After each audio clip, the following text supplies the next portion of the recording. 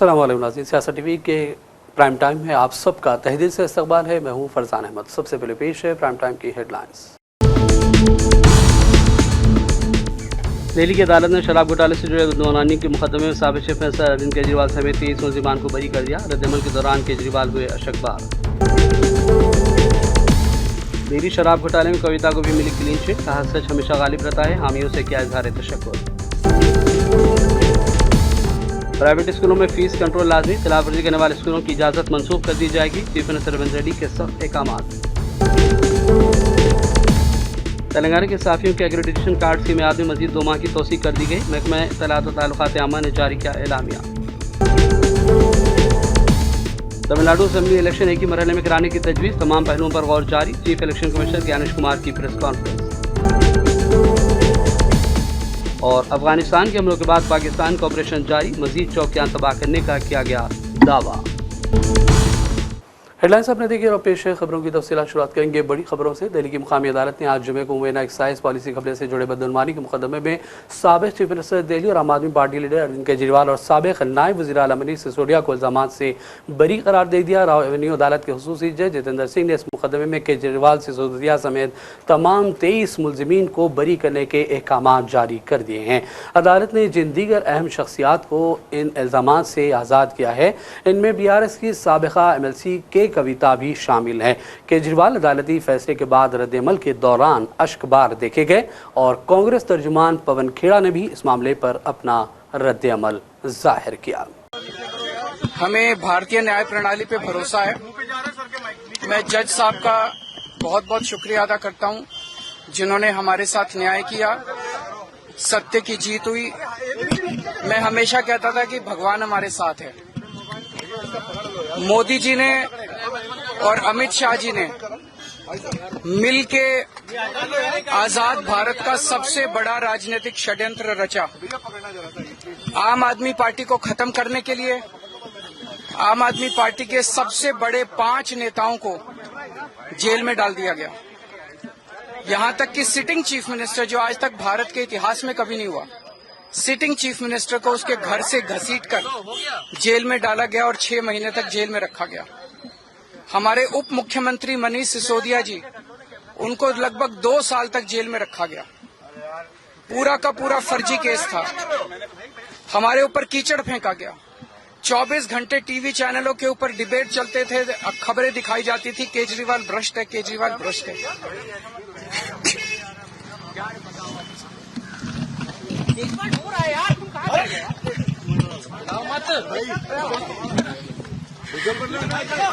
हो गया सर,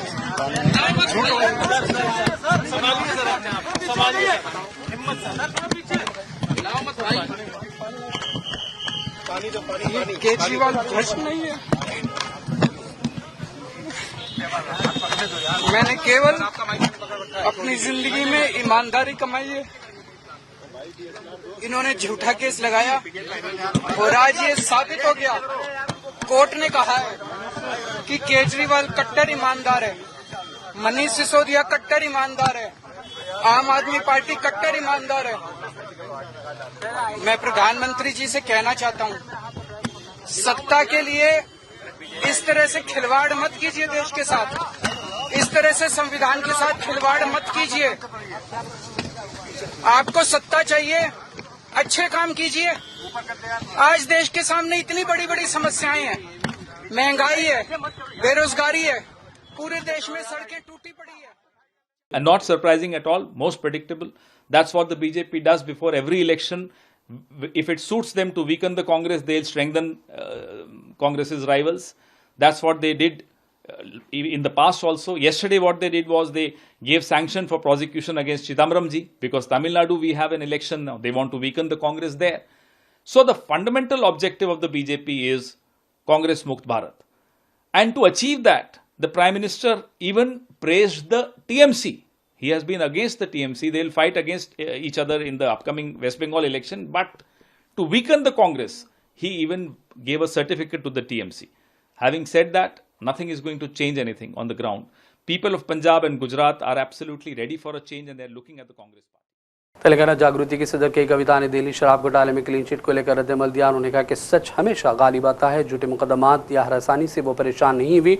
उनके मिले ताउन पर कविता ने मीडिया से बातचीत के दौरान अपने हामियों से इजहार तशक्कुर किया। आइए देखते हैं कि कविता का ये बयान। I have 100 times said that we have nothing to do with this case. This is a politically motivated case. As a part of political vendetta, this case has been put on the opposition parties, and I am thankful to the judiciary. They have upheld our faith in the judiciary of this country, and today judiciary has cut through this entire web of lies. They have seen right through it, and very transparently judiciary today has upheld our beliefs, and we are very, very, very thankful to the judiciary. And once again I want to say, through the difficult times, many of Jagruti Karyakartas came to Delhi. The poorest of the poor Karyakartas stood with me. My family stood with me. My kids have become more and more stronger with a greater resolve for me to serve the public, and I am very, very thankful to everybody who stood by me in that difficult situation. Once again I want to say only one thing, that this was a web of lies, and the judiciary has cut right through it with this.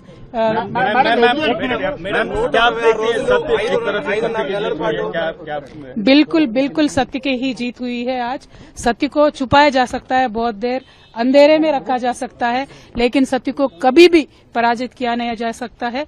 आज जो judiciary से judgement मिला है, जो court से judgement मिला है Delhi liquor के पॉलिसी केस के बारे में, उससे दूध का दूध पानी का पानी हो गया है।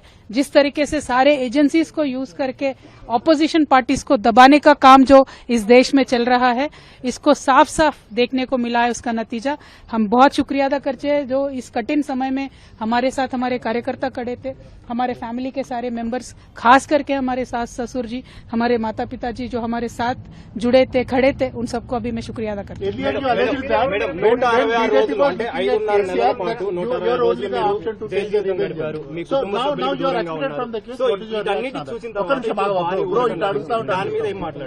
See, fundamentally, not only me, KCR Garu himself has time and again said that this is a vendetta on BRS party, this is a vendetta on KCR Garu, that has been reflected on Kavita. And I have also time and again said it is a false case, it is a politically motivated case. And as I said, judiciary has seen through the web of lies, cut through them. But here the point is, like the brother has asked, who will account?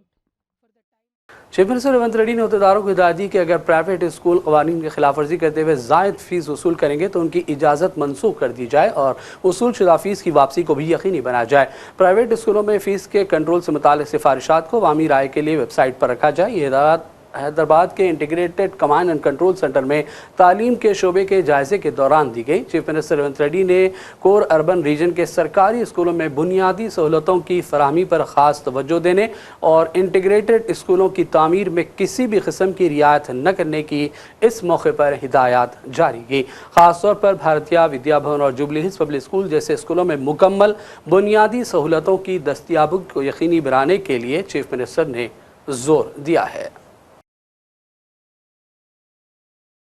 Telangana के सहाफ़ियों के accreditation cards की मियाद में मज़ीद 2 महीनों की तोसी कर दी गई है। महकमा इत्तलात और ताल्लुकात आमा ने इस सिलसिले में बाकायदा सरकारी अहकामात भी जारी कर दिए हैं। असल में सहाफ़ियों के लिए एक्रेडिटेशन कार्ड्स की मियाद इस महीने की 28 तारीख यानी 28 फरवरी को ही ख़त्म हो रही है।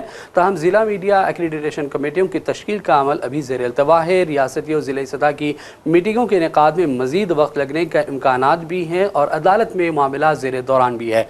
वर्किंग जर्नलिस्टों को किसी भी किस्म की दुश्वारी से बचने के मकसद से मौजूदा कार्ड्स की मियाद को 1 मार्च 2026 से लेकर 30 अप्रैल 2026 तक यानी 2 महीनों के लिए बढ़ाया गया है। महकमा इत्तलात की स्पेशल कमिश्नर प्रियंका ने रियासत के तमाम अजला के कलेक्टर्स और DMSC चेयरमैनों को मकतूब रवाना कर दी और हिदायत दी है कि मौजूदा जिला सहाफ़ी एक्रेडिटेशन कार्ड्स को अप्रैल के अख्ताम तक मौसर रखा जाए।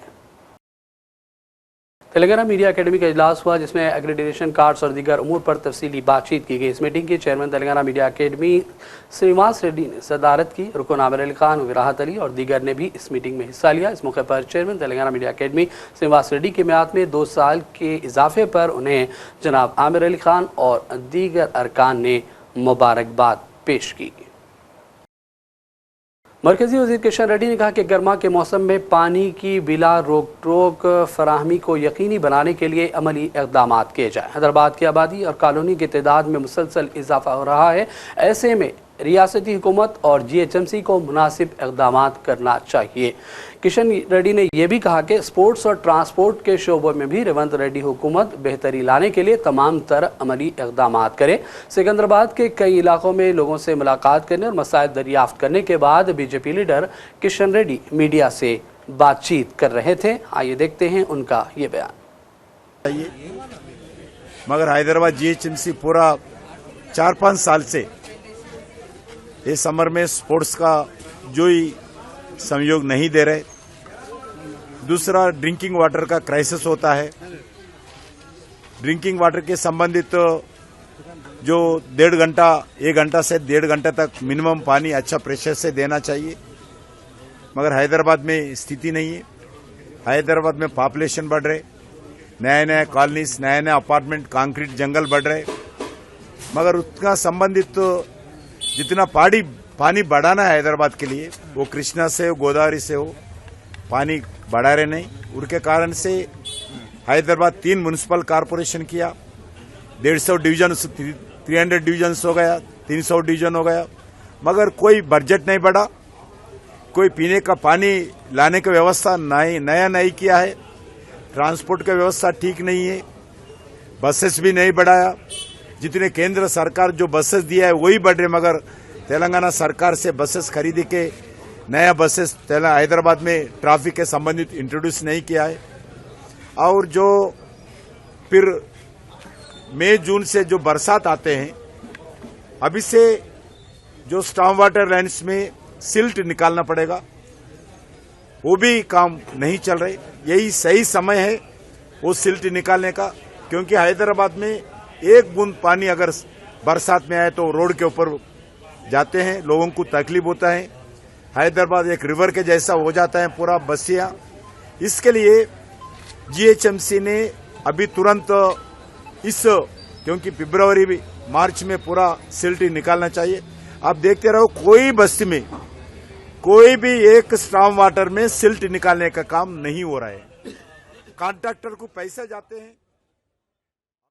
जमीयत उलमा तेलंगाना AP के जनरल सेक्रेटरी मुफ्ती महमूद ज़ुबैर क़ासमी ने बांसवाड़ा में पेश आए फ़िरक़ा वाराना वाक़े को तशवीशनाक करार दिया और कहा कि वक्फ़े से ऐसे वाक़यात तेलंगाना की मजहबी अम्मा आंगी को मुतासर कर रहे हैं। उन्होंने कहा कि हालिया तशद्दुद में मुसलमानों के अमलाक और कारोबार को निशाना बनाया गया, जबकि एक रोज़ेदार पर हमला और दुकानों और ठेलों की तबाही अफसोसनाक अलामत है। उन्होंने हुकूमत तेलंगाना से मुतालबा किया कि इन वाक़यात को संजीदगी से लिया जाए, इंटेलिजेंस निज़ाम को बेहतर बनाया जाए और पुलिस की कारकर्दगी ख़ासतौर पर मुताल्लिक़ा सर्कल इंस्पेक्टर के किरदार की जाँच कराई जाए। उन्होंने कहा कि तेलंगाना में अमन अमान की फिजा बरकरार रखने के लिए रेवंत रेड्डी हुकूमत को संजीदा इक़दाम करना चाहिए। और मुसलमानों के ऊपर हमले हो रहे हैं। कल भी जो दुकानें तबाह की गई हैं, जो बंडियां गिराई गई हैं, वो सब तकरीबन उसमें मुसलमानों की जायदादें थी, मुसलमानों का कारोबार था, मुसलमानों का बिजनेस था। और एक छोटी सी मामूली चीज को बुनियाद बना के जिस तरीके से वहशियाना हमला उस बेचारे रोजेदार के ऊपर किया गया, ये इंतहाई काबिल अफसोस है। मैं हुकूमत तेलंगाना से, रेवंत रेड्डी साहब से, फहीम कुरैशी साहब से, मोहम्मद अली शब्बीर साहब से, जनाब अजहरुद्दीन साहब से और तेलंगाना के जो कांग्रेस के लीडर्स हैं, उन तमाम से मैं ये ख्वाहिश करूंगा कि आप इसको सीरियस लें। इस किस्म के वाकयात का मुस्तकिल इयादा ये रियासत के लिए बेहतर नहीं है, ये रियासत की मजहबी रवादारी के लिए बेहतर नहीं है।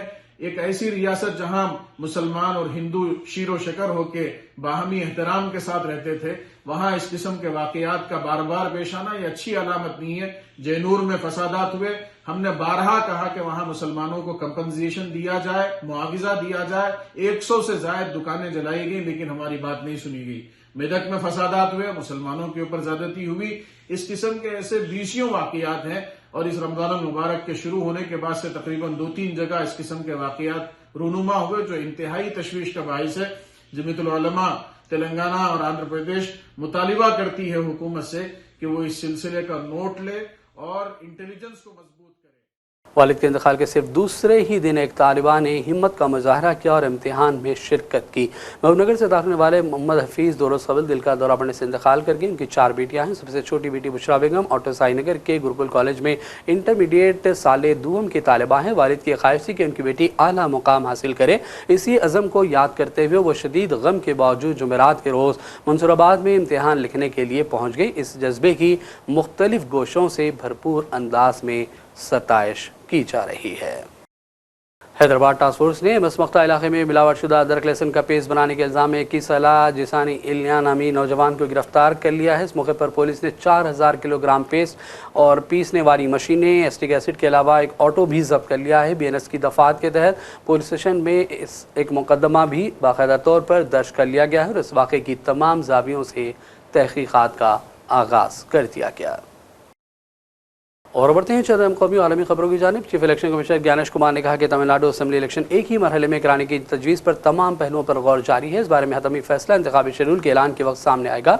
उन्होंने तमिलनाडु में इंतखाबी फेज़ की हालिया खुसूसी गहरे नज़रसानी यानी SIR को पूरे मुल्क के लिए मॉडल करार देते हुए दावे किए कि तमिलनाडु आने वाले इलेक्शन में बिहार से भी बेहतर मिसाल कायम करेगा। प्रेस कॉन्फ्रेंस से खिताब में उन्होंने बताया कि तमिलनाडु में इस वक्त 5 करोड़ 67 लाख राय दहिंदगान दर्ज हैं। बाद सियासी जमातों की जानिब से बड़े पैमाने पर नाम खारिज किए जाने की तनकीदों को उन्होंने मुस्तरद कर दिया। आइए देखते हैं उनकी ये प्रेस कॉन्फ्रेंस का एक मुख्तसर सा हिस्सा। Recently, the Commission had held an international conference with 72 countries participating. From the world over, chief election commissioners, and electoral staff had participated. And there, the Commission had told the world about Kudavolai system of Tamil Nadu, which was in vogue since 10th century CE. And everybody, the entire world, was proud of Tamil Nadu and its existing ancient democratic values. Today, India, as the mother of democracy and the largest democracy of the world, embodies the electoral processes which are the most transparent, fair and free elections in the world.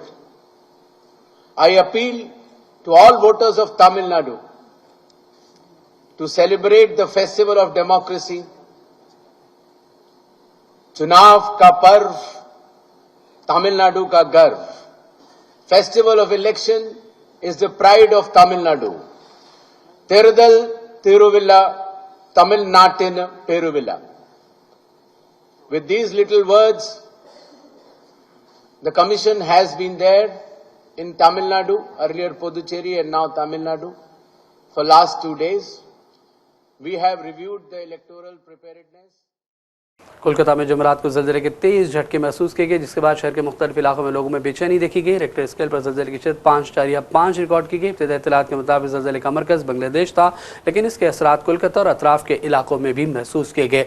झटके चंद second तक जारी रहे, लेकिन इस दौरान इमारतों के हिलने और फर्नीचर के लरज़ने की इत्तलात मिलती रहीं। एहतियाती तौर पर शहरी बड़ी तादाद में अपने घरों और दफातर से बाहर भी निकल पड़े थे। मुतादिद दफातर में मुलाजिमीन ने इमारतें खाली करके खुले मकामात पर पनाह ले ली। ताहल किसी बड़े जानी या माली नुकसान की कोई इत्तला मौसूल नहीं हुई है। पाकिस्तान और अफगानिस्तान की फौजों के दरमियान झड़पें जारी हैं। पाकिस्तान के सिक्योरिटी ज़राए ने अफगानिस्तान की मज़ीद चौकियाँ और असलहे खाने भी तबाह करने के दावे किए हैं।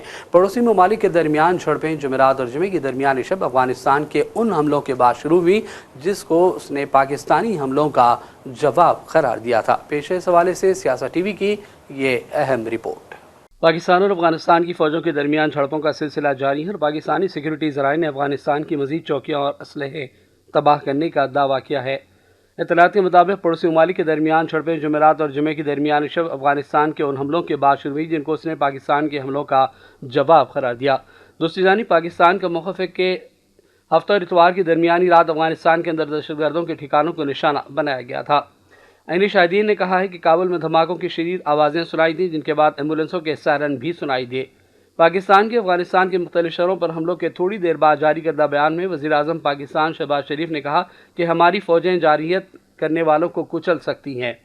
पाकिस्तानी हुकूमत के ऑफिशियल एक्स पेज पर की गई पोस्ट के मुताबिक शहबाज शरीफ का कहना है कि हमारी अफवाज किसी भी किस्म के जारहाना अज़ाइम को कुचलने की पूरी सलाहियत रखती हैं और पूरी कौम उनके साथ शाना बशाना है। इस तरह पाकिस्तानी सिक्योरिटी ज़राए ने कहा कि अफगान तालिबान की जानिब से बिला इश्तियाल जारहियत के बाद जवाबी कार्रवाइयों में तालिबान फौज की कई पोस्टें तबाह कर दी गई और अंगवारदरा में एक और अफगान पोस्ट को भी तबाह कर दिया गया है। पाकिस्तानी ज़राए ने कहा कि अफगान तालिबान को बिला इश्तियाल जारहियत का जवाब इंतहाई मुस्तैदी और मजबूत अंदाज में दिया गया। इस तरह जुमे की सुबह जारी करदा बयान में कहा गया कि पाकिस्तान की जवाबी कार्रवाई में अफगान तालिबान रजीम के 133 अफराद हलाक और 200 से ज़्यादा जख्मी हुए।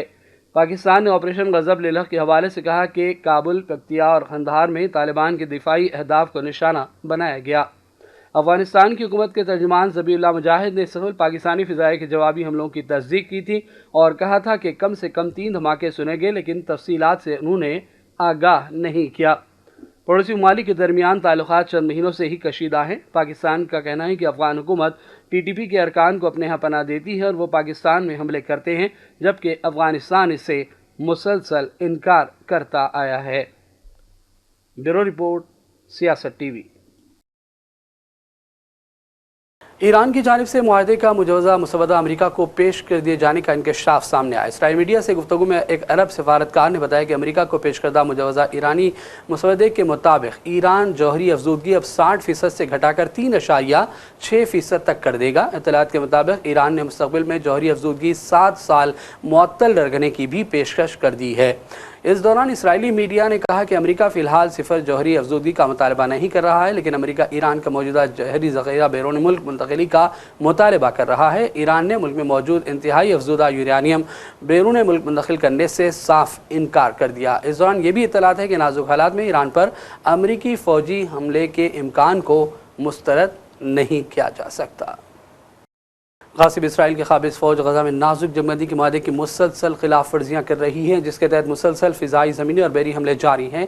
दानिस्ता तौर पर रिहायशी इमारतों और पनाहगज़ीरों के मराकज़ को निशाना बनाने का सिलसिला जारी है। ताज़ा इसराइली बमबारी में 2 शहरी शहीद हो गए, जबकि मुतादिद फ़लस्तीनियों के ज़ख्मी होने की इत्तला है। इससे कबल फील्ड मॉनिटरिंग के दौरान दिफा मदनी ने ऐलान किया कि काबिज़ फ़ौज के टैंकों ने खान यूनिस के इलाके में शदीद फायरिंग की, जबकि रफ़ा के शुमाल में भी फायरिंग की आवाज़ें सुनी गई। ज़राए ने कहा है कि गज़ा पट्टी के मुख्तलिफ इलाकों में ज़ालिम अफवाज की जानिब से फायरिंग की शिद्दत बढ़ गई है। काबिज़ फ़ौज की अस्करी गाड़ियों ने अंधाधुन फायरिंगें की, जिसके साथ ही जनूबी इलाके खान यूनिस के वस में शदीद तोपखाने से बमबारियों की भी इत्तलात मौसूल हुई हैं। और अब आखिर में हेडलाइंस पर डालेंगे एक और नज़र। दिल्ली की अदालत ने शराब घोटाले से जुड़े बदनवानी के मुकदमे में साबित चीफ मिनिस्टर अरविंद केजरीवाल समेत 30 मुलजिमान को बरी कर दिया। रद्दमल के दौरान केजरीवाल हुए अशकबार। दिल्ली शराब घोटाले में कविता को भी मिली क्लीन चिट, कहा सच हमेशा गालिब रहता है, हामियों से क्या इजहार तशक्कुर। प्राइवेट स्कूलों में फीस कंट्रोल लाजमी, खिलाफ वर्जी करने वाले स्कूलों की इजाज़त मनसूख कर दी जाएगी। चीफ मिनिस्टर रेवंत रेड्डी के सख्त अहकामात। तेलंगाना के साफियों के एक्रेडिटेशन कार्ड की मियाद में मजीद 2 माह की तोसी कर दी गई। महकमा इत्तलात व ताल्लुकात आमा ने जारी किया एलामिया। तमिलनाडु असेंबली इलेक्शन एक ही मरहले में कराने की तजवीज़, तमाम पहलुओं पर गौर जारी। Chief election commissioner Gyanesh Kumar की प्रेस कॉन्फ्रेंस। और अफगानिस्तान के हमलों के बाद पाकिस्तान का ऑपरेशन जारी, मजीद चौकियां तबाह करने का किया गया दावा। प्राइम टाइम का सिलसिला फिलहाल यही ख़त्म करते हैं। मोहम्मद फरजान अहमद को पूरी टीम के साथ इजाज़त दें। देखते रहिए सियासत TV। अल्लाह हाफ़िज़।